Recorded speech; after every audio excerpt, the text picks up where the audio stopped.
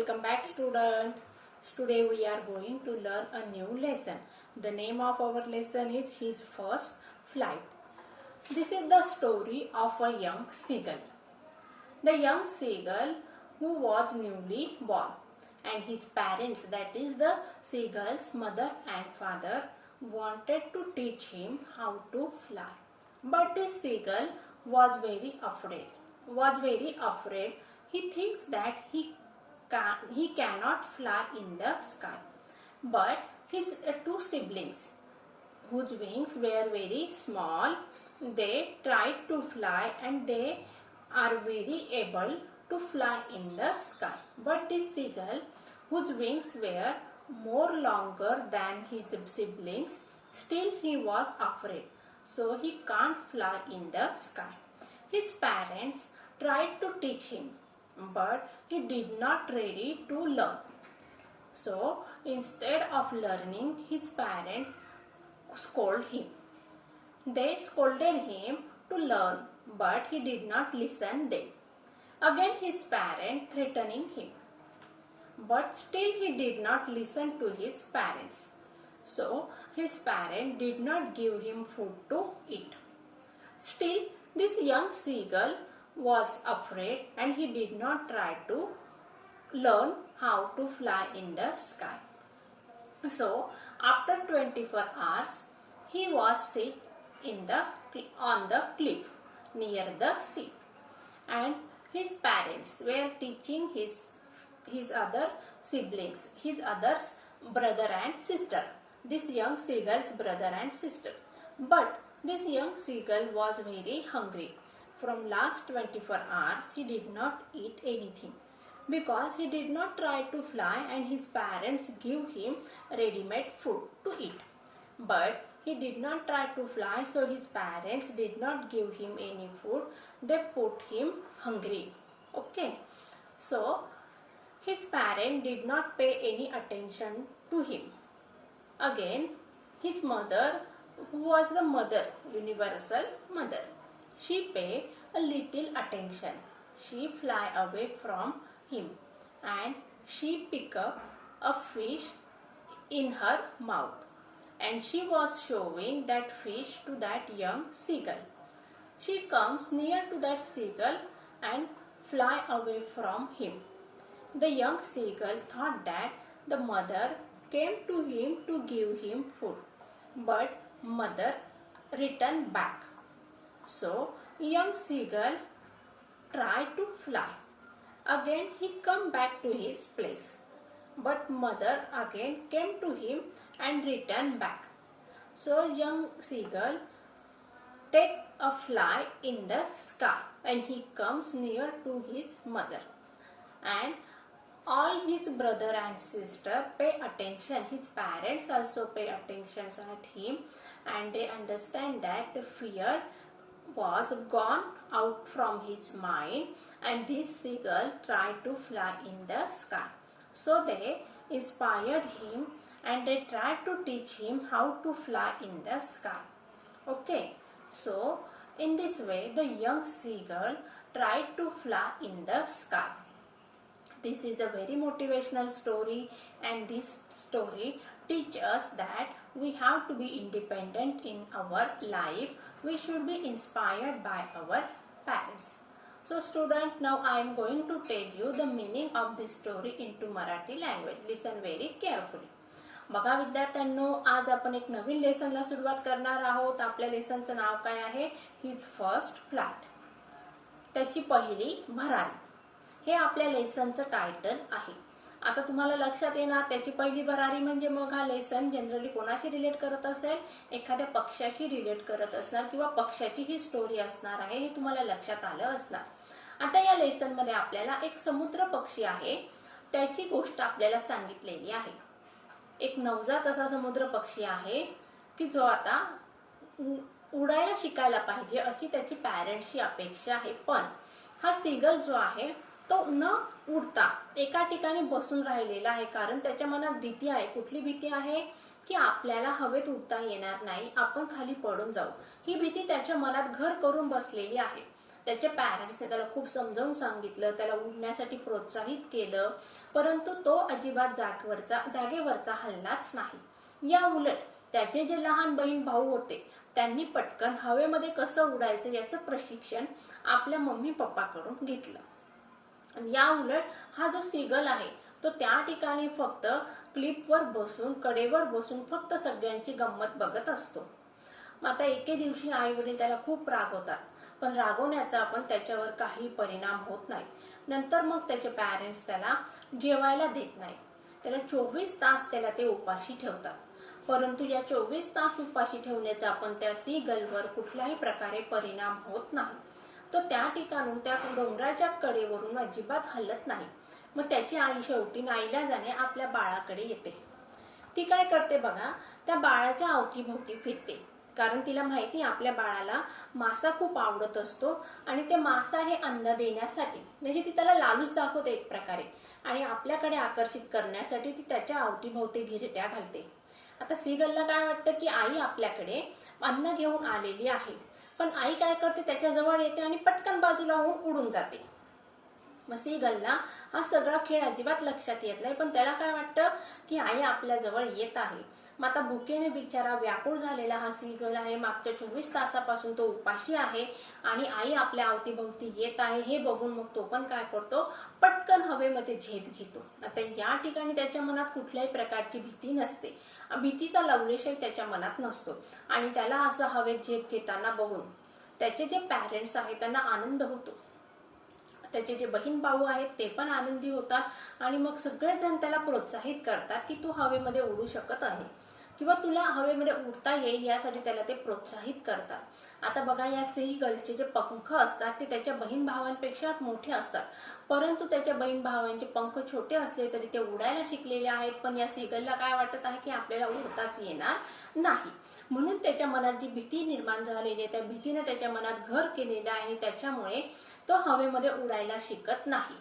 अशा प्रकारे बघा, मग आईने आपल्या मुलाला प्रेरणा दिलेली आहे. आपल्या मुलाला लालूच दाखवलं की बाबा आपल्याला हवेत उडायलाच पाहिजे. या ठिकाणी आईने धाक दाखवून बघितला, वडिलांनी मारून बघितलं, त्याला उपाशी ठेवलं, पण कुठल्याही प्रकारे शिक्षेचा त्याच्यावर परिणाम होत नाही. शेवटी आईचं जे चातुर्य आहे किंवा आईचं जे प्रेम आहे त्या प्रेमाच्या माध्यमातूनच हा सीगलने काय केलेलं आहे, हवेत उडायला शिकलेला आहे. आता या स्टोरीच्या माध्यमातून आपल्याला एक छान असा मेसेज मिळतो आहे की प्रत्येकाला आपल्या आयुष्यामध्ये स्वतंत्ररित्या जगता आलंच पाहिजे. आपल्या पायावर आपल्याला उभं राहता आलंच पाहिजे. कारण का, आयुष्यामध्ये आपल्याला आई वडील आयुष्यभर पुरत असतात का, नाही. आपल्याला आपल्या स्वतःच्या पायावर उभं राहता आलं पाहिजे. तुम्ही म्हणणार मॅडम आम्ही तर पायावरच उभं राहतो, तसा शब्दाचा अर्थ नाही घ्यायचा आहे विद्यार्थ्यांना. या ठिकाणी आपल्याला स्वतंत्रपणे स्वयंभू असं म्हणजे इकॉनॉमिकली आपल्याला आयुष्यामध्ये सेट झालंच पाहिजे. किती दिवस आपण आयुष्यामध्ये दुसऱ्याच्या कुबड्या घेऊन जगायचं, हा मेसेज आपल्याला या लेसनच्या माध्यमातून देण्यात आलेला आहे. मग चला विद्यार्थ्यांनो, आता आपल्याला लेसन सुरू करायचं आहे. प्रत्येकाने काय करायचं आहे, पुस्तक ओपन करायचं आहे. पेज नंबर काढा 31. आपण या लेसनचं जे वॉर्मिंग अप आहे ते आपण वर्कशॉप घेताना कंप्लीट करूया. चला मग पुस्तक काढा सगळ्यांनी. लेसनचं नाव काय, हिज फर्स्ट फ्लाइट. चला लक्ष द्या. Page number 31. The young seagull was alone on his ledge. His two brothers and his sister had already flown away the day before.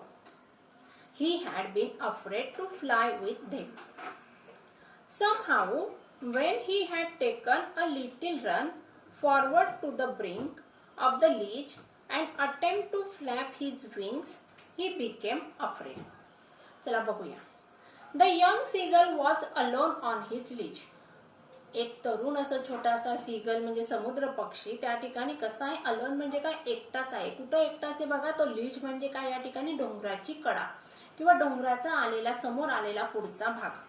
आता या ठिकाणी बघा काय मिनिंग दिलेला आहे, a narrow horizontal shelf projecting from the wall or a cliff. मग या ठिकाणी काय सांगितलंय बघा, यंग सीगल त्या ठिकाणी डोंगराच्या कडेवर किंवा कपारीवर एकटाच बसलेला आहे. हिज टू ब्रदर्स, त्याचे जे दोन बहीण भाऊ होते, had already phloem away the day before, आणि त्याचे दोन बहीण भाऊ एका दिवसापूर्वीच हवेत उडायला शिकलेले होते. He had been afraid to fly with them. पण आता या सीगलला काय वाटत होती, भीती वाटत होती. कशाची भीती वाटत होती, टू फ्लाय विथ देम, त्याला हवेमध्ये त्यांच्याबरोबर उडता येणार नाही. म्हणजे सीगलला काय वाटत होतं, आपले जे सिबलिंग्स आहेत म्हणजे त्याचे जे बहीण भाऊ आहेत त्यांच्याबरोबर आपल्याला हवेत उडता येणार नाही अशी त्याला भीती वाटत होती. बघा या ठिकाणी had been afraid to fly. आता टू फ्लाय काय आहे, इन्फिनेटिव्ह आहे. Somehow when he had taken a little run forward to the brink of the ledge. बघा आता somehow म्हणजे कसंही करून त्याने काय केलेलं आहे, he had taken, त्याने एक पाऊल उचललेलं आहे. कुठं पाऊल उचललं बघा, he had taken a little run, थोडंसं त्याने पळालेलं आहे. कुठं बघा, फॉरवर्ड म्हणजे पुढे, to the brink of the ledge. आता ब्रिंक म्हणजे काय बघा, काठ, डोंगराची जी कडा आहे त्या कडेच्या काठावर तो आला. And attempt to flap his wings, आणि मग त्याने काय केलं बघा, त्याने आपले पंख फडफडायला सुरुवात केली किंवा पंखांच्या साहाय्याने तो उडायला प्रयत्न केलेला आहे. ही बिकेम अफ्रेड, आणि तो घाबरला. बघा या 4-5 लाईनचा मी अर्थ सांगते तुम्हाला. या ठिकाणी काय केलेलं आहे, आपल्याला सीगलची स्टोरी सांगितलेली आहे. सीगल म्हणजे काय, समुद्र पक्षी. आता एक समुद्र पक्षाची गोष्ट सांगितलेली आहे की समुद्र पक्षी आहे, त्याच्या मनात भीती बसलेली आहे, तो हवेत उडू शकत नाही. त्याचे जे लहान बहीण भाऊ आहे ते 2च दिवसापूर्वी हवेमध्ये उडायला शिकलेले आहेत. पण हा समुद्र पक्षी बिचारा डोंगराच्या कडेवर जाऊन बसलेला आहे आणि त्यामधून तो पुढे येण्याचा प्रयत्न करतो आणि हवेत उडण्यासाठी भरारी घेणार, पण त्याला भीती वाटते. चला पुढे बघूया. The great expanse of sea stretched down beneath, and it was such a long way down, miles down. बघा काय सांगितलेलं आहे, the great expanse of sea. Great एक्सपान्स म्हणजे काय, आता समुद्र कसा होता, अवाढव्य असा भला मोठा असा समुद्र त्या ठिकाणी पसरलेला होता. स्ट्रेच डाऊन बेनिथ, आणि मग त्याला स्ट्रेच डाऊन बेनिथ म्हणजे काय, त्याला मागे खिचत होते. म्हणजे एवढा भला मोठा समुद्र बघून त्याच्यामध्ये हवेत उडण्याची हिंमत होत नव्हती. And it was such a long way down, miles down, आणि एवढं भलं मोठं अंतर बघून त्याच्या मनात भीती बसलेली होती. He felt certain that his wings would never support him. He felt म्हणजे त्याला वाटत होतं, काय वाटत होतं बघा, his wings would never support him, त्याचे पंख त्याला कधीही मदत करणार नाही. कशासाठी सपोर्ट म्हणजे मदत करणे, हवेमध्ये उडण्यासाठी. बघा या ठिकाणी he felt certain that his wings would never support him. आता या ठिकाणी ही पासून तर हिम पर्यंत हा संपूर्ण सेंटेन्स मध्ये नाउन क्लॉज आलेला आहे. त्या ठिकाणी लिहून घ्या सगळ्यांनी, कुठला क्लॉज आहे, मग त्या ठिकाणी नाउन क्लॉज आहे. लिहिलं का सगळ्यांनी, that is the noun clause. Even he felt certain that his wings would never support him, so he bent his head and ran away back to the little hole under the ledge where he slept at night. बघा मग, so he bent his head, मग त्याने आपलं डोकं खाली घातलं आणि काय केलंय बघा, and ran away back to the little hole, आणि तो त्या ठिकाणाहून परत पळत गेलेला आहे. कुठं गेला तो परत, under the ledge where he slept at night, आणि त्या डोंगराच्या कडेमध्ये तो जाऊन बसलेला आहे की ज्या ठिकाणी तो आदल्या दिवशी किंवा आदल्या रात्री तो झोपी गेलेला होता, त्या ठिकाणी तो परत गेलेला आहे. बघा या ठिकाणी हा सीगलने हवेमध्ये उडण्याचा प्रयत्न करायचा त्याला, तो त्या कड्याच्या, डोंगराची जी कड आहे त्या कडेच्या अगदी टोकावर येऊन थांबलेला आहे. उडण्यासाठी त्याने मनात थोडी हिंमत पण बांधली, उभारी पण आलेली आहे, परंतु अथांग असा समुद्र बघितला. त्या समुद्राची खोली बघितल्यानंतर त्याच्या मनात धडकी भरली आणि त्यामुळे तो परत त्या ठिकाणी उडण्याचा त्याने जो प्रयत्न केलेला होता तो त्याच्या मनातून काढून टाकलेला आहे आणि तो परत आपल्या निवासस्थानी म्हणजे त्या डोंगराच्या कडेच्या किंवा कपाराच्या आतमध्ये जो आदल्या दिवशी रात्री तो झोपी गेलेला होता त्या ठिकाणी तो परत जाऊन बसला. Even when each of his brothers and his little sister, whose wings were far shorter than his own, ran to the brink, flapped their wings and flew away. बघा किती मोठं वाक्य या ठिकाणी. आता या वाक्यामध्ये कुठला क्लॉज आहे मग, adjective clause. Even Wien each of his brothers and his little sister, काय सांगितलंय बघा, इवन म्हणजे त्याचे जे बहीण भाऊ होते, लिटिल म्हणजे त्याच्यापेक्षा लहान अशी जी त्याची भावंड होती ती भावंडांनी काय केलंय बघा, little sister whose wings were far shorter, त्यांची पंख या सीगल पेक्षा कशी होती, शॉर्टर होती. Short, shorter, shortest. आले लक्षात. मग या ठिकाणी कुठलं डिग्री आहे ते कंपॅरेटिव्ह डिग्री आहे. ऍडजेक्टिव्ह शॉर्ट आहे, त्याला या लागलेलं आहे, त्याचबरोबर दॅन आलेलं आहे, म्हणून हे कुठलं वाक्य आहे, कुठल्या डिग्रीचं वाक्य आहे, कंपॅरेटिव्ह डिग्रीचं वाक्य आहे. शॉर्टर दॅन हिज ओन म्हणजे या सीगल पेक्षा त्याच्या बहीण भावंडांची पंख कशी होती, छोटी होती. रॅन टू द ब्रिंक आणि ती कुठं आली होती बघा, परत काठावर येऊन बसला. फ्लॅप देअर विंग्स त्यांनी त्यांची पंख पसरवली किंवा फडफडली हवेमध्ये. अँड फ्ल्यू अवे आणि ती हवेत उडून गेलेली आहे. He fail to muster up courage to take that plunge which appear to him so desperate. आता या ठिकाणी बघा भलं मोठं वाक्य दिलेलं आहे. काय सांगितलंय बघा, ही फेल आणि तो फेल म्हणजे काय, अयशस्वी झाला. कशामध्ये अयशस्वी झाला, to muster up courage. To muster up courage म्हणजे काय, टू गॅदर अप करेज. या ठिकाणी to gather up courage is a phrase. या ठिकाणी या फ्रेजचा अर्थ काय होतो, शौर्य किंवा धैर्य एकत्र जमा करणे म्हणजे साहस एकत्र गठीत करणे. आता या ठिकाणी अर्थ लिहून घ्या. मस्टर अप करेज म्हणजे काय, लिहा त्या ठिकाणी अर्थ, गॅदर अप करेज. आता ही फ्रेज तुम्हाला परीक्षेमध्ये जर आली तर तुम्हाला सांगितलं जाईल use this phrase in your on words. मग या ठिकाणी तुम्हाला ही फ्रेज वाक्यामध्ये वापरता आली पाहिजे. कशी वापरणार बघा, when I saw a lion in front of me I muster up my courage and ran away. काय सांगितलं बघा, मी ज्यावेळेस मी सिंह बघितला त्यावेळेस मी काय केलं, माझं धैर्य एकवटलं आणि त्या ठिकाणाहून मी पळून गेलेले आहे. He to muster up courage to take that plunge. Plunge म्हणजे काय या ठिकाणी बघा, jump. Which appear to him so desperate. आता या ठिकाणी त्याच्या मनात भीती निर्माण झालेली आहे आणि त्यामुळे त्याने काय केलेलं आहे, त्या ठिकाणी त्याला जी उडी घ्यायची होती ती उडी न घेता त्या ठिकाणी तो परत निराश झालेला आहे. His father and mother had come around calling to him shrilly. आता या ठिकाणी म्हणजे तो डोंगराच्या कडेच्या जवळ आलेला आहे, टोकावर येऊन थांबला, उडण्यासाठी प्रयत्न करत आहे, पण अचानक का थांबला हे बघण्यासाठी मग त्याचे आईवडील त्या ठिकाणीच आहेत आणि मग ते त्या ठिकाणी त्याच्या जवळ आले आणि ते काय करत आहेत बघा, calling to him. His father and mother had come around to him. मग त्याचे आईवडील त्याच्या जवळ आले आणि काय करत आहे बघा, कॉलिंग टू हिम, ते त्याला आवाज देत आहे. आता कसे आवाज देतात बघा, श्रीली. श्रीली म्हणजे काय, in a loud harsh voice. कर्कश अशा आवाजात ते आपल्या मुलाला प्रोत्साहित करत आहे. यामध्ये थोडासा रागवण्याचा पण काय आहे, संवाद आहे. अपब्रेडिंग हिम. अपब्रेडिंग म्हणजे काय, स्कोल्डिंग. मोठ्याने ओरडत आहे आणि रागवत पण आहे. कशासाठी, की बाबा तू हवेमध्ये का उडत नाही, आता तू माघार कशासाठी घेत आहे, इथपर्यंत तू आलास, पंख पसरवलेले आहेत, मग आता का उडत नाहीस. Threatening to let him starve on his ledge unless he flew away.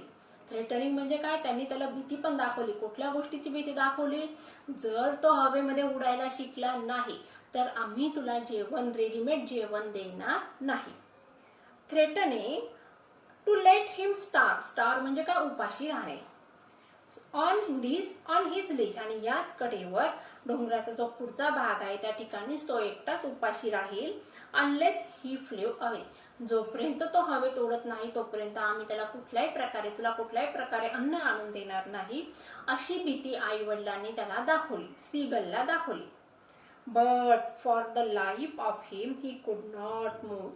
पण आपल्या आयुष्यासाठी म्हणजे उपाशी राहिलं तरी चालेल, पण मरण्यापेक्षा आपण काय केलं पाहिजे, या ठिकाणीच बसलं पाहिजे, असं आपले पक्क ठरवून यंग सीगल त्या ठिकाणाहून अजिबात हल्ला नाही. बघा या ठिकाणी मग भीतीने माणसाच्या साहसावर काय केलेला आहे, विजय मिळवलेला आहे. आता माणसाच्या मनात जर भीती बसली ना तर त्याला किती जणांनी प्रेरित केलं, प्रोत्साहित केलं, मोटिवेशन केलं, इन्स्पायर केलं, पण ती भीती त्याच्या मनातून पटकन जात नसते. म्हणून आपल्याला या ठिकाणी या पॅसेजमधून एक गोष्ट शिकायची आहे. आपल्याला भीती वाटल्यानंतर आपण ती भीती खूप वेळ मनात टिकवायची आहे का, नाही, तर त्या भीतीवर आपल्याला काय करायचंय, विजय मिळवायचा आहे. हा मेसेज आपल्याला या पहिल्या पॅसेजमधून देण्यात आलेला आहे. आता या ठिकाणी बघा, पॅरेंट्स म्हणजे ह्युमन पॅरेंट्स असू देत की बर्ड्सच्या किंवा ॲनिमल्सच्या पॅरेंट्स असू दे, सगळ्यांची भावना किंवा भूमिका ही कशी आहे, एकच असते. आपल्या मुलांना चांगले संस्कार करायचे. आता आपले ह्युमन पॅरेंट्स असतात, ते आपल्या मुलांना चांगलं शिक्षण घ्यायला पाहिजे म्हणून त्यांना अभ्यास करण्यासाठी रागवतात, क्लासला जाण्यासाठी बोलतात. आता या ठिकाणी आपल्या मुलाला हवेमध्ये उडता यायला पाहिजे, ही भावना कोणाची आहे? सी गर्ल्सच्या पॅरेंट्सची आहे. मग त्यासाठी ते काय करत आहे? त्याला रागवत आहे, चिडवत आहेत किंवा बोलत सुद्धा आहे. आणि सगळ्यात शेवटी त्यांनी शेवटचं आसरा काय काढलेलं आहे बाहेर, की आम्ही तुला उपाशी ठेवू. पण एवढे सगळे प्रयत्न करून पण यंग सीगलच्या मनातील भीती काही दूर झाली नाही. चला नेक्स्ट पॅसेज बघूया. That was 24 hours ago. बघा आता हे सगळी जी घटना झालेली आहे, हिला किती घटना वेळ झालेला होता? मग 24 तास उलटून गेलेले होते. Since then nobody had come near him. आणि त्यानंतर मग म्हणजे त्या वेळेपासून मागच्या 24 तासापासून कोणीही त्याच्याजवळ आलेलं नव्हतं. म्हणजे त्याचे सिबलिंग्स पण आलेले नव्हते, त्याचे पॅरेंट्स पण त्याच्याजवळ आलेले नव्हते. The day before all day long he had watched his parents flying about with his brother and sister. बघा मग आता द डे बिफोर म्हणजे एका दिवसापूर्वी, म्हणजे कालच्या दिवशी काय झालं होतं बघा. ऑल डे लॉंग आणि पूर्ण दिवसभर त्याने काय केलं बघा. He had watch. Past perfect tense. कुठला टेन्स आहे त्या वाक्याचा? Past perfect tense. लिहून घ्या त्या ठिकाणी. He had watch. काय बघितलं त्याने? His parents flying about with his brothers and sister. त्याचे पॅरेंट्स काय म्हणजे त्याचे आईवडील काय करत होते? त्याच्या जी बहीण भाऊ होते त्यांच्या बरोबर हवेमध्ये उडत होते. काय करत होते बघा. आणि perfecting them in the art of flight. आणि हवेमध्ये उडण्याची जी कला होती ती त्यांना त्यामध्ये ते आईवडील काय करत होते? आपल्या दुसऱ्या मुलांना निष्णात किंवा तरबेज बनवत होते. Teaching them how to skim the waves and how to dive for fish. आता बघा हवेत उडण्याचं शिकवून झालेलं आहे. त्यानंतर मग पुढची स्टेप कुठली? आता यंग सीगल म्हणजे समुद्र पक्षी. आता समुद्र पक्ष्यांचा पुढ काय असणार आहे? पाण्यातील मासे. आता पाण्यातील मासे घेण्यासाठी त्यांना पाण्यामध्ये उडी मारावी लागणार आहे. मग पाण्यामध्ये कशी उडी मारायची, पाण्यामध्ये कसं सर्व्हाइव्ह करायचं ते ह्या पुढच्या लाईनमध्ये सांगितलेलं आहे. Teaching them how to skim. स्किमचा अर्थ दिलाय बघा या ठिकाणी. Move lightly just above the surface here the sea. म्हणजे आपल्याला या ठिकाणी यंग सीगलला पाण्यावर कसं तरंगायचं या ठिकाणी ते आई वडील त्यांना धडे देत होते किंवा शिकवत होते. The waves and how to dive for the fish. आणि डाइव्ह म्हणजे काय? जम्प, उडी मारणे. ज्यावेळेस पाण्यामध्ये मासा दिसलेला आहे, मासा दिसल्याबरोबर त्या माशावर कशी उडी मारायची, झडप घालायची याचं प्रशिक्षण आई वडील या ठिकाणी आपल्या मुलांना देत होते. He had, in fact, seen his older brother catch his first herring and devour it. आणि त्याने बघितलं होतं बघा. हेअरिंग म्हणजे काय? A soft fine sea fish. त्याने काय बघितलं बघा? His older brother. त्याचा जो भाऊ होता, ओल्डेस्ट. ओल्डर ब्रदरने काय केलं होतं बघा? Catch his first hearing. समुद्रातील जो मासा आहे, हेअरिंग म्हणजे काय? समुद्र मासा. त्याच्या एका भावाने काय केलं होतं? समुद्र मासा पकडलेला होता. अँड डेवर इट म्हणजे काय? Eat up hungrily. म्हणजे आपण स्वतः शिकार केली. त्याच्या भावाने काय केलं होतं? समुद्री माशाची शिकार केलेली होती आणि अधाशीपणे ते खाऊन पण टाकलेला होता. Standing on the rock while his parents circle around raising a proud cackle. आणि मग त्याचे जे पॅरेंट्स होते त्याच्या अवतीभोवती जमलेले आहेत आणि त्यांना अभिमान वाटत आहे की आपला मुलगा हवेमध्ये उडायला शिकलेला आहे आणि त्याचबरोबर पाण्यामध्ये त्याने शिकार पण करायला तो शिकलेला आहे. कॅकलचा अर्थ दिलाय बघा. अटर अ श्रील क्राय. आणि आनंदाने त्यांनी ओरडलेले आहेत. कुठल्या आनंदाने ओरडले? की आपल्या मुलाला जमलेलं आहे. कुठली गोष्ट जमली? शिकार करायला आपल्या मुलाला जमलेलं आहे. And all the morning the whole family had walked about on the big plateau midway down the opposite cliff, taunting him for his cowardice. आणि संपूर्ण दिवसभर बघा आता या ठिकाणी पॅरेंट्स आणि त्याचे बहीण भाऊ उडत होते हवेमध्ये, पाण्यामध्ये जात होते, शिकार करत होते, छानपैकी अन्न खात होते. परंतु या ठिकाणी समुद्र पक्षी त्या कडेवर, डोंगराच्या कडेवर बसलेला होता. आणि मग आई वडील आणि त्याचे बहीण भाऊ काय करत त्याला ओरडत होते आणि ते काय तो समुद्र पक्षी काय करत होता? आपल्या आई वडिलांचा ओरडा खात होता. अँड ऑल द मॉर्निंग, आणि संपूर्ण सकाळी, द होल फॅमिली, संपूर्ण कुटुंब म्हणजे हा यंग सीगल सोडून त्याचे बहीण भाऊ आणि त्याचे आई वडील had walk about on the big plateau. Big plateau म्हणजे काय, उंच कडेवर ते जाऊन बसलेले होते. ती कडा कुठं होती, अपोजिट म्हणजे विरुद्ध दिशेला. ज्या डोंगराच्या कडेवर हा समुद्र पक्ष बसलेला होता त्याच्या विरुद्ध बाजूला त्याचे आई वडील आणि त्याचे बहीण भाऊ जाऊन बसलेले होते. टॉन्टिंग हिम, आणि त्याला काय चिडवत होते. टॉन्टिंग म्हणजे काय, त्याला चिडवत होते. कशासाठी चिडवत होते बघा, फॉर हिज कॉवर्डाईज. कॉवर्डाईज म्हणजे काय, त्याने जो भित्रेपणा दाखवलेला होता त्या भित्रेपणासाठी त्याचे बहीण भाऊ आणि आई वडील त्याला चिडवत होते. कॉवर्डाईजचा अर्थ दिलाय बघा या ठिकाणी, lack of courage to face danger, म्हणजे कुठल्याही प्रकारचं धैर्य नसणे, भीतीचा सामना करणे किंवा संकटाशी मुकाबला करण्यासाठी माणसामध्ये धैर्य नसणे. अशा प्रकारे विद्यार्थ्यांनो, आज आपण हिज फर्स्ट फ्लाईट या लेसनचे 2 पॅसेज शिकलेलो आहोत. अतिशय इंटरेस्टिंग असा हा लेसन आहे, त्याचबरोबर इन्स्पायरेशनल ही स्टोरी आहे. आता येणाऱ्या पुढच्या लेक्चरमध्ये आपल्याला लेसनचा पुढचा पार्ट कंप्लीट करायचा आहे. I hope all of you understand this story and in next lecture we will complete our remaining part. Okay, take care and good bye.